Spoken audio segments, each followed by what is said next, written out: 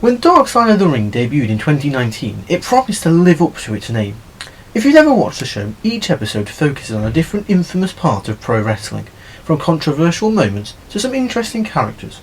Some stories can be sour and pretty grim, with guys suffering awful fates. Yet other episodes are surprisingly warm-hearted and talk about the business in brighter terms. It's helped by a terrific selection of people taking part, with many of the subjects able to take part, or at least those who knew them really well. The recreations, shall we say, may be cheesy, however the show is better when addressing these antics, the stories and the insight to make the series work so well. So, in today's video here at Honor Wrestling Club, we are going to be looking at how every season of Dark Side of the Ring ranks so far to showcase Vice's great way of bringing wrestling's past to life. And if you're new here, please leave a like and a subscribe if you're new to the channel, and be sure to hit that notification bell so you never miss out on any of our silly content.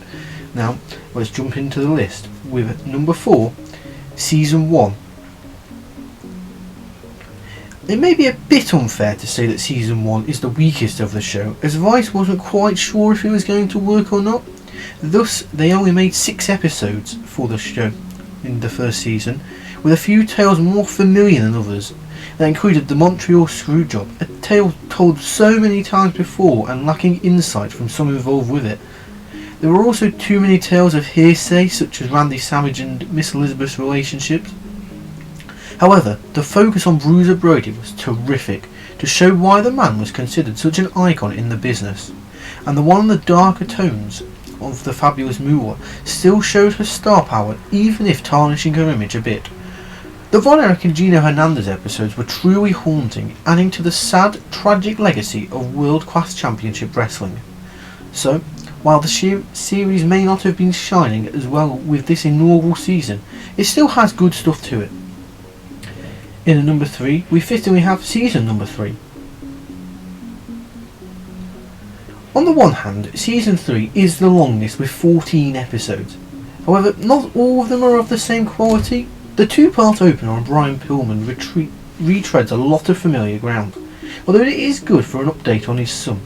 The Collision in Korea and Plane Ride from Hell episodes are okay, but not the daring and shocking stories they're promoted as. Speaking of, too many tales rely on shock value stuff like FMW, XPW and Nick Gage. Yes, these are meant to be darker, but also emphasise parts of the wrestling business many fans prefer to ignore, and always champion these guys rather than slamming them. Gage should be a grand cautionary tale, not making the guy look cool surviving death for his work. That is a shame, as there are still good episodes like the gripping one on Grizzly Smith and the moving tale Chris Kanyon struggles with his personal life in this tough business. Yet it's a poor balance as Season 3 sacrifices quality for length to be a weaker year for the show. In at number 2, we again fittingly have Season number 2. After a good Season 1, the sophomore season built up with better stories, starting with a gripping 2-parter on the Benoit tragedy, a story that WWE is unlikely to ever relate. There were also takes on Jimmy Snuka, Dino Bravo and Owen Hart, sharing fresher views on these tragic stories. The highlight, however, was the New Jack episode, featuring the last interviews of the man before his passing, and thus acting as an intentional tribute to this hardcore pioneer. The David Schultz episode was also quite good, with Schultz giving his personal insight into his famous tale, and seeing Road Warrior Animal before his own passing to talk on the Legion of Doom was also excellent.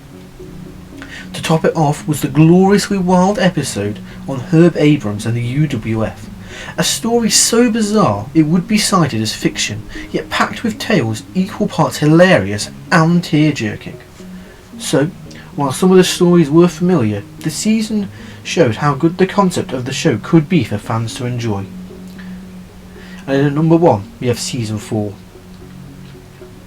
Season 4 was a great return to form for the series by smartly focusing on the personal lives more than sensationalism. Thus, we got gems like Magnum TA sharing the story of a star career cut far too short, and Abdullah the Butcher breaking character to be far more warm-hearted in person. The story of Chris Candido and Sonny was rough, However, the Bash at the Beach 2000 episode was notable for Vince Russo going his side of things while others slammed him. The Marty Jannetty episode was also a standout, giving the guy a better image than he's had in years. In short, this year was just about what Dark Side of the Ring should be about, shedding light on some wrestlers and their stories while still celebrating the business.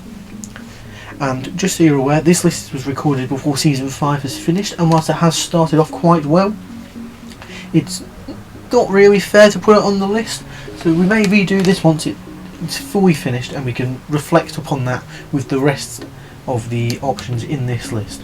However, there is our countdown of Vice's excellent Dark Side of the Ring series. If you are a fan of professional wrestling, I would recommend you seek it out, because it gives a fascinating insight into the behind the scenes working of ego, wrestlers pushing themselves through hell for our entertainment, and much more.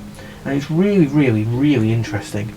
But there's our list, so I'd like to again ask you to like and subscribe if you are new here. Be sure to hit that notification bell to stay notified and so you don't miss out any of our fun content. The next episode will be more warm-hearted, I promise. And I'd like to ask you to share this with your wrestling aficionados to welcome them into our family we're trying to build here at Honor Wrestling Club. So until next time though, I'd just like to thank you for watching and welcome to the club.